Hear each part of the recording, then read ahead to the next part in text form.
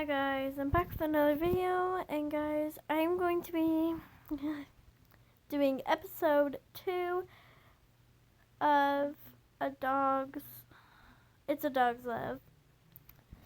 So let's get straight onto the video. I'm gonna end off the chapter this time. So yeah, it takes me a couple days, but I fell into the routine of working at Heaven. We have a loyal customer base, and the guys are all incredibly, I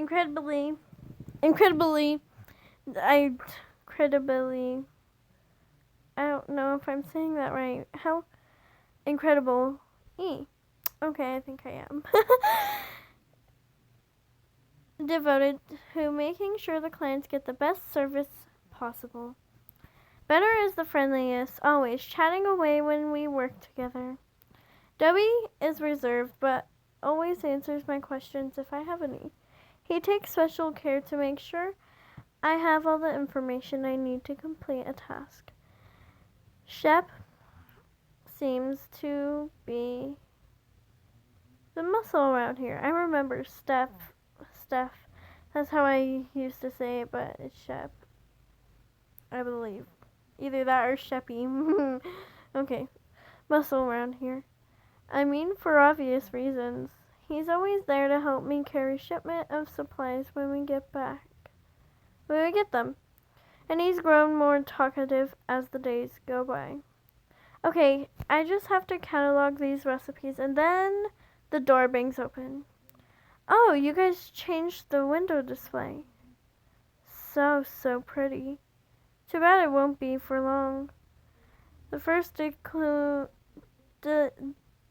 delinquent smashes a metal bat into the store window, and the glass shatters into a million pieces, scattering across the floor. I flinch, heart thundering in my chest.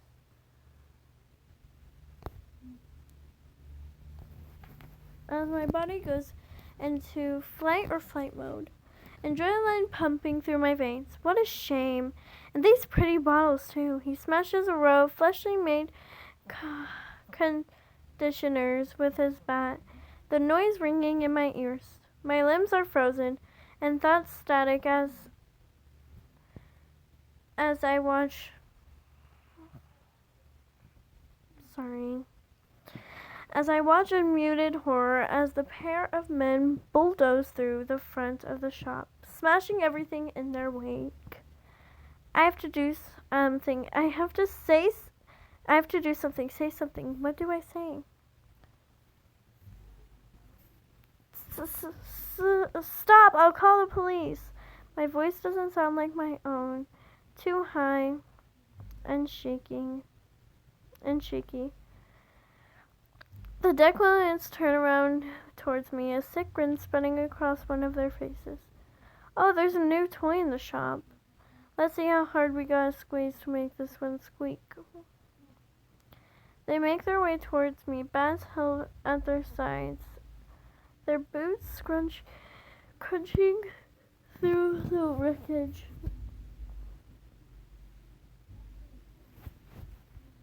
Of glass and shattered bottles. I feel the blood rush into my legs as I make to bolt towards the back door. If I run fast enough, maybe I can get far enough to call the police.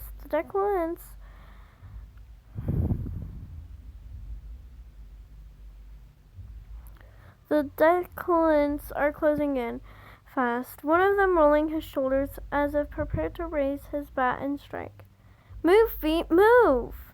I turn towards the back door just in time to see Shep burst through, a grim look on his face as his eyes land on the two declants.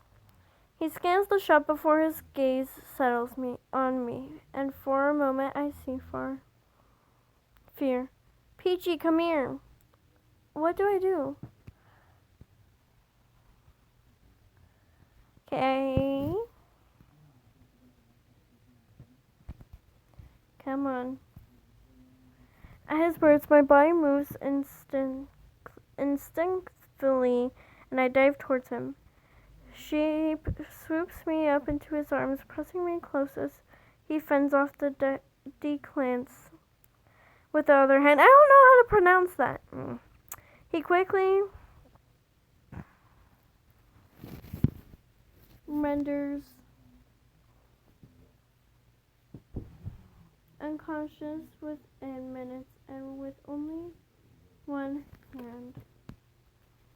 Wow, he's so strong.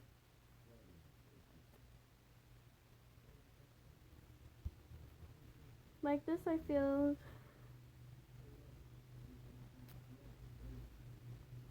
his muscles tense beneath my body.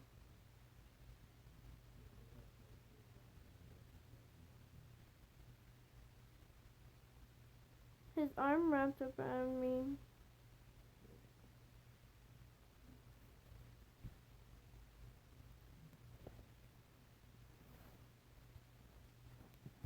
I can smell a scent, dark and woody and musky. Manly. I feel safe. Don't worry, I got you. His voice is low and close to my ears as he turns towards the back door, vaulting over the counter with me, still in his arms. He makes his way out the back of the shop and into a dim alley, still cradling me to his chest. I blush as he slows down, his arms relaxing as he looks around the street to make sure it's empty before looking down at me. Are you alright? I nod, legs still a little shaky as he lets me down, but keeps an arm around my waist to support me. Yeah, I'm fine. They didn't hurt you, did they? The note of worry in his voice makes my cheeks burn. No, they didn't get the chance to, but I glance back at the shop. The shop. Shep shakes his head, reaching out to put his hand on top of my head. Don't worry about the shop, we'll take care of it. But, no buts, just stay safe here. I'll go check to make sure the coast is clear. Don't come in until I come back to get you, alright? I nod, wrapping my arms around myself at the thought of being alone out here. Steph lets out a long breath, bending down to our level. I promise I won't be long. I won't be long, I promise. He reaches out to tuck a strand of hair behind my ear. The place where his fingers brushed against my cheek tingles with heat. I think Shep is gonna be the one. I personally do. I know, but I'll still worry. Don't worry, it's my job to protect you, and I fully intend to do just that. His words settle around me like a soft blanket, warm and comforting despite the situation. I find myself relaxing, looking up at him with a smile. Alright, I'll be back. Good, I'll be back before you know it, I promise. He gives my head one last pat before turning back around and heading into the shop. I close my eyes and take a deep breath, steadying breath, trying to calm the frantic beating of my heart in my chest. He'll be back soon, he promised. It seems like forever, but in reality, it was probably only a couple minutes. Eventually, Shep comes back and lets me into the shop. The dead clients are gone and probably ran off, but the shop is a wreck. Shep heaves a sigh as he dials Dob's number on his cell phone. It's gonna be a long night. I roll up my sleeves. Yes, it is, but at least you'll have a good company. So, what was that all about?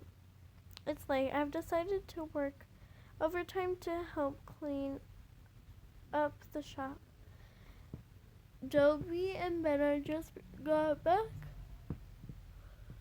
from errands, having picked up replacement supplies along the way.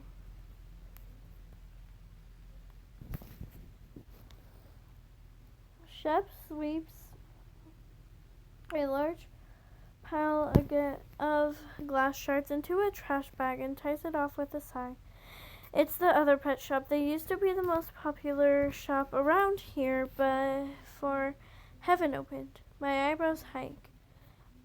All this over a rival pet shop? It seems a bit like overkill. The truth is, they were the only decent shop around here before we opened, but they only cared about sales and not their customers. They often sold products for high prices with new labels, even though the products were the same. So they just could say it's new and improved.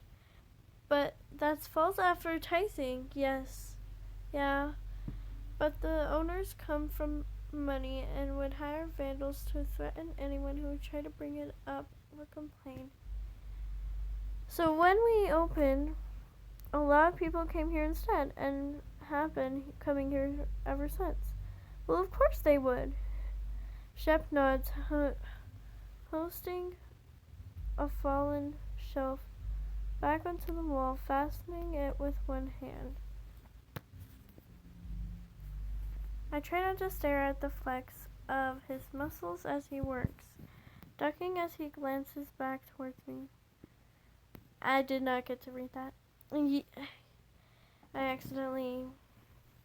Oh, I'm guessing he said something that... that was not the first time. You mean it's not the first time something like this has happened? No, it's happened a couple times before, but it's the first time someone has been here when they showed up. That sounded like shut up. Sorry. Usually they just mess up the shop when no one's here. I heave a long sigh, leaning back against the counter to stretch out my shoulders before returning to work. I'm glad that you're okay. I smile. Me too. All thanks to you. At that moment, Dobie pokes his head through the back door. Shep, can you come back here for a second? Shep dusts off his hands, heading towards the door with one final glance towards me. Dobe's eyes fall onto me as well. Peachy, you don't have to stay. Please go home and get some rest. We'll need you in top shape tomorrow to help us recover the rest of our shop. I nod, flashing him a smile.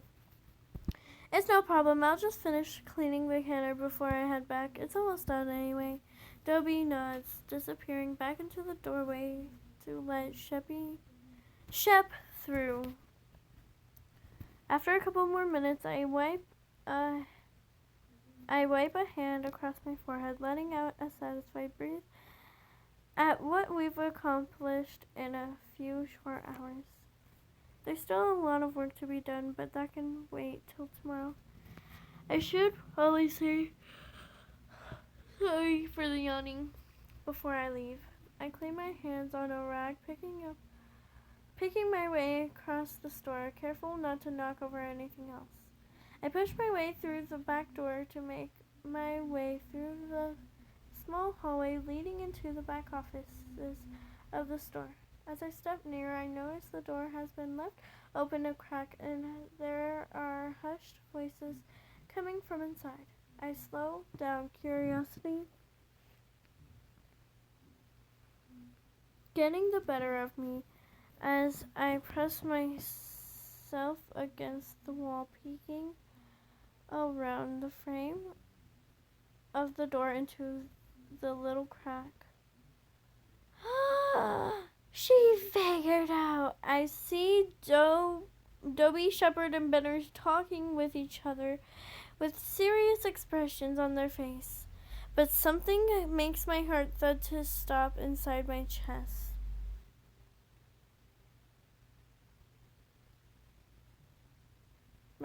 As I raise a hand to cover my mouth. Oh my god, they all have dog ears! And that's all for this chapter today, guys. Bye-bye!